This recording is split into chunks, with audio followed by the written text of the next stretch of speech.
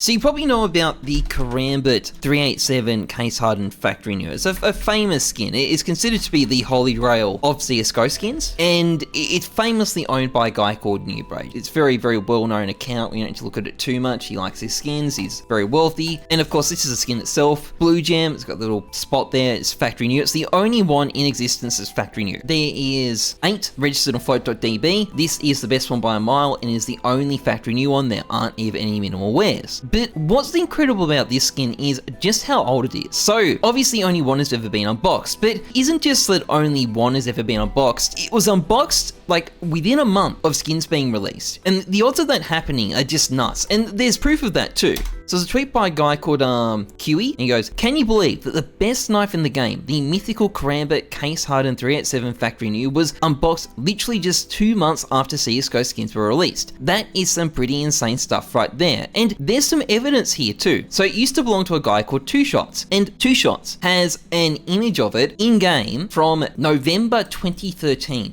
He got it within months of skins being released. People didn't even know what a blue gem was back then. That's how long ago he got it. And according to QE, he found the original owner in a community server, I think September 2013, and traded for it. He just was like, "No, this looks cool, I'll give you an offer." And what's nuts in a lot of respects is that at the time, people didn't appreciate what it was. I'm pretty sure there's another comment here. So QE's got another tweet about this, and he's looking, he's looking at someone's inventory from 2013, and there's some crazy Karambit blue gems.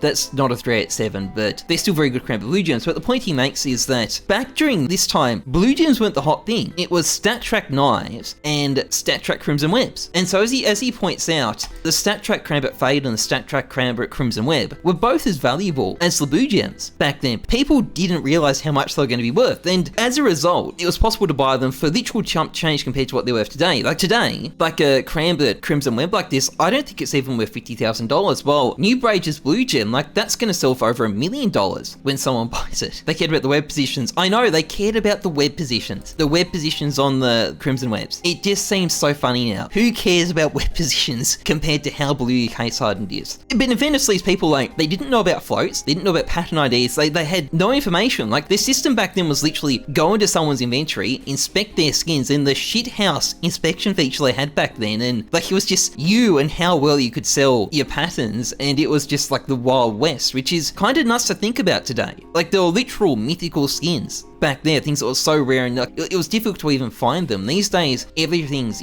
tracked. It's just a different world, and it's amazing. All the money you could have made if you could go back in time and you knew what skins to buy in advance for massive discounts. As Roffle says, nostalgia trip is real.